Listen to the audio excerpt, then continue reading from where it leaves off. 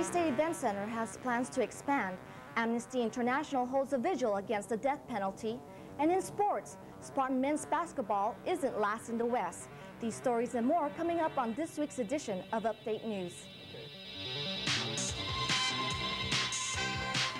From the campus of San Jose State University, this is Update News, produced by San Jose State students in the Department of Journalism and Mass Communications.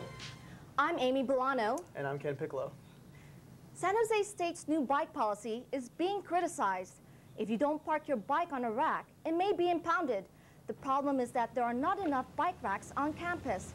One San Jose State student has twice found warning notices on his bicycle. The notices threaten that the UPD may impound his bicycle the next time they find it parked away from one of the racks where the campus policy says he must park. The new policy wasn't supposed to take effect until a sufficient number of bicycle racks are provided. Until that time, students will have to take their chances or walk. The UPD hasn't begun impounding bikes, but warnings are being given to their riders. But he does want them to choose to keep off the grass. San Jose State Student Union Board of Directors is considering expanding the recreation center. Money for the expansion could come from increasing student fees. Rec Center personnel want to enlarge the fitness room by 2,000 square feet. About half the students that come to the Rec Center use the fitness room. Rec Center manager Kathy Buscali says another addition could be glass doors for all the racquetball courts. Only one court has a glass door now, and they could cost about $12,000 each. Student Union Board of Directors has decided on a name for the Rec Center after 6 months of consideration. The new name is the Event Center at San Jose State University and was voted 10-1 in favor at the meeting on February 27th. The name was chosen because of the main concern the board had about the focus of the facility. The board didn't want a name that sounded like a gym because it might lose concerts or events, and the center isn't just for sports. At the meeting, the members talked about developing a logo for the center and including it on the marquee over the box office. The members also named the Rec Center pool the Aquatic Center at San Jose State University. Dwight Bentel Hall has been completely deserted ever since the journalism department moved out last summer. According to San Jose State University Facilities Vice President Mohammed Kwame, of Dwight Bentel Hall had already been empty since 1984 or 1985 because of structural problems. That, plus asbestos in the ceiling tiles and bricks, forced the rest of the wall to be closed. According to Kwame, the renovation hill, including everything from meeting building codes to adding air conditioning, he says the estimated cost of the construction alone is around $2.7 million, and the entire project may run as high as $3 million. Kwame says the work should begin this semester, and if a bid for construction is received, he estimates the project will be finished by the fall of 1991. The campus chapter of Amnesty is working towards abolishing the death penalty in every country. Amnesty International members marched through San Jose State's campus to the U.S. Federal Courthouse on 2nd Street. They were carrying signs and banners protesting the death penalty. The members were reading literature about the death penalty from the top of the courthouse stairs. Amnesty International held a week-long campaign, including a panel discussion and a candlelight vigil. Only 13 people joined the march out of about 30,000 people at the university. The number is unimportant to March Coordinator Kelly Klein, who hopes the march has increased student awareness of the death penalty and the issues around it. Many people came to the San Jose State University Thursday night to see the foreign visitor who has captured recent Eastern Bloc events on film. Photojournalist Pavel Steka was sharing a first-hand account of the events in Czechoslovakia. Steka has captured more than 20 years of events in Eastern Europe through his photographs. He's credited for pictures showing confusion in the eyes of the young Soviet troops as they drove tanks through the Eastern Europe, pictures capturing the events of police control and brutality, and pictures showing the declaration of Václav Havel as president. Steka says with democracy emerging in Eastern Europe, the past is in black and white, but he hopes the future will be in full color. One thing the sign doesn't say is to bring a record. Foreign Languages Department hopes to increase the importance of foreign language in the community. The department is sponsoring a week of events on campus during National Foreign Language Week on March 4th through the 10th. In addition to the variety of events, there will be an essay contest worth $100 for the winner. The contest is open to all SJSU students, and the theme of the essay involves communicating in the 21st century through foreign language. For more information, students can contact the Foreign Languages Office in Sweeney Hall. Is San Jose making the grade? This was a question asked by Vietnamese students. Last week, for the first time, Vietnamese students talked candidly about their educational experience at San Jose State. They talked about ways in which the university can serve their educational needs. Vietnamese Students Associate President Trinh Tran said the faculty needs to be more sensitive towards the Vietnamese students. Tran also said the communication between the Vietnamese students and faculty needs to be improved. There are about 3,000 Vietnamese students enrolled at the university. And we'll have sports next with Greg Elliott.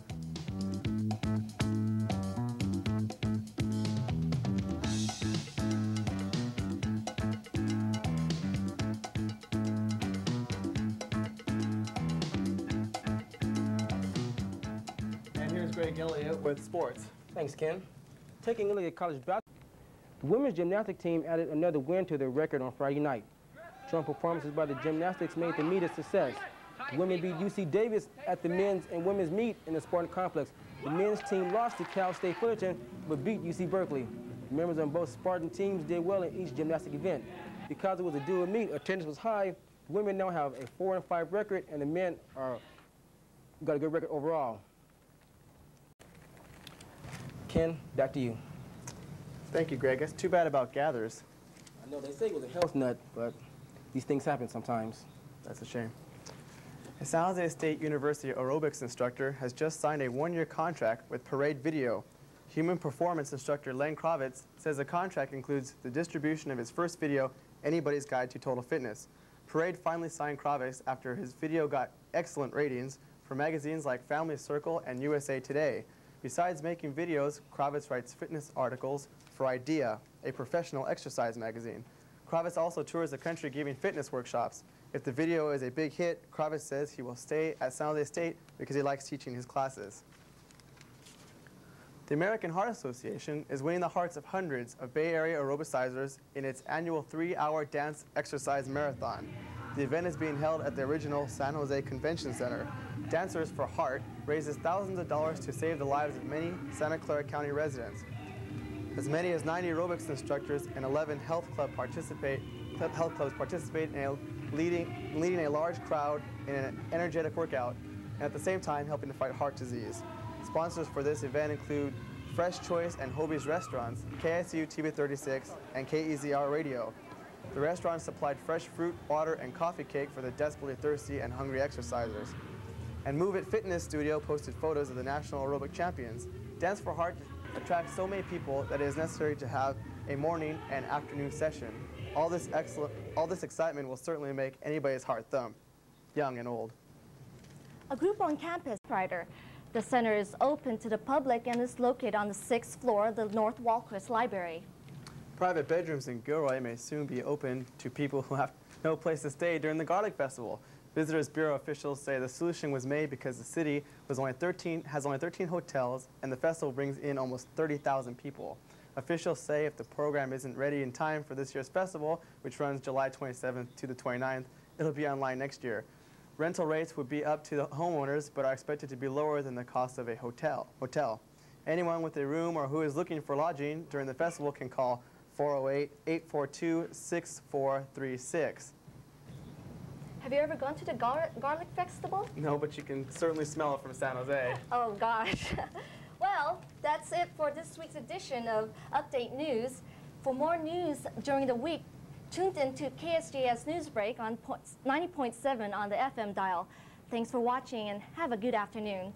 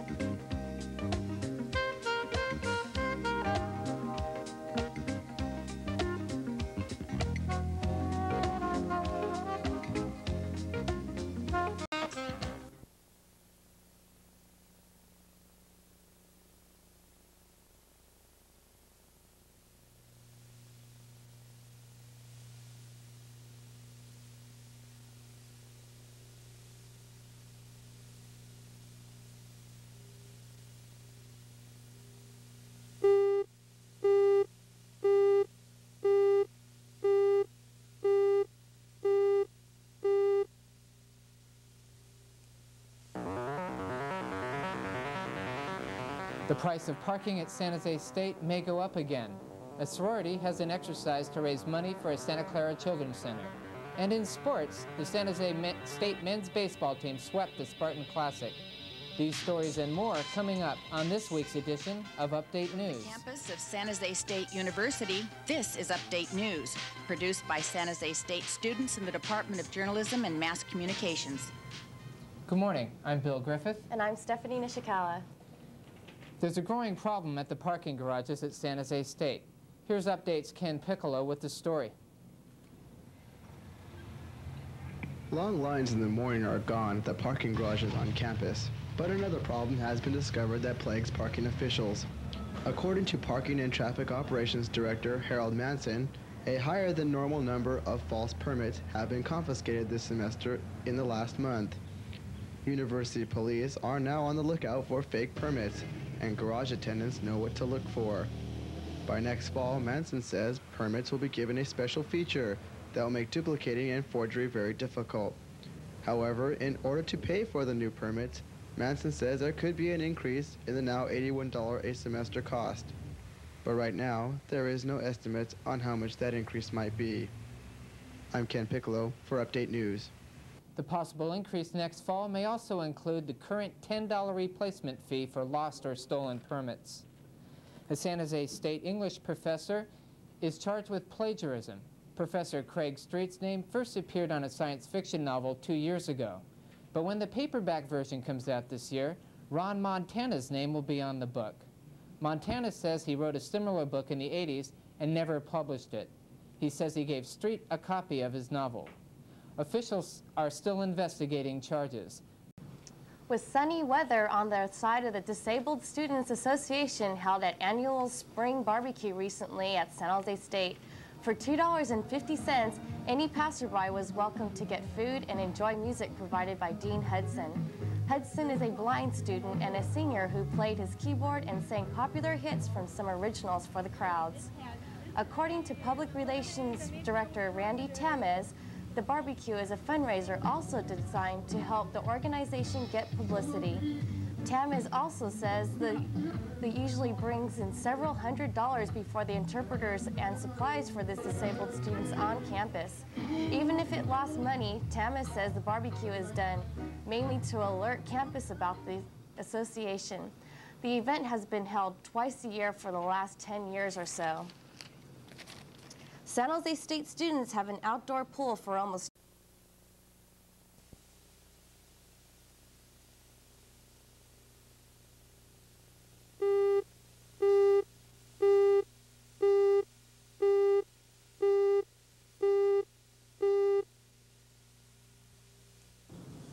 San Jose State students protest the campus bike ban. The 20-year anniversary of Earth Day is celebrated on campus. And in sports, the Spartan baseball team falls to UOP. These stories and more coming up in this week's edition of Update News. From the campus of San Jose State. Update News. From the campus of San Jose State University, this is Update News, produced by San Jose State students in the Department of Journalism and Mass Communications. Good morning, I'm Lauren Katua. And I'm Bill Griffith. A pipe bomb recently exploded in campus in the 7th Street Plaza but caused little damage. A whole day went by before anyone even noticed a bomb had gone off. When groundskeeper discovered the bomb fragments and the mess, an investigation took place. University police called agents from the Federal Bureau of Alcohol, Tobacco and Firearms to help them in the investigation. What was discovered was the explosion blew a 50 to 75-pound landscaping rock about 25 feet and caused a crack in the cement walkway. At this time, no group has claimed responsibility, and the university police have not solved the case. San Jose State student reporters are criticizing recent actions of the University Police Department. Updates Bill Griffith has the story. Spartan Daily photographer Kelly Chin surrendered his film to UPD officer Robert Noriega, who had allegedly threatened him with arrest. Chin had taken pictures on campus where a pipe bomb exploded Tuesday. He has filed a citizen's complaint against the officer. Update staff reporter Joe Feeney refused to turn in his videotape of the scene when asked by a UPD officer. my point is that if we start giving tape or film every time they want it, we become an agent of the law. And anyone in that videotape or in that film that happens to be standing around automatically becomes a suspect. Undercover Treasury Department agents said they wanted the film to protect their officers.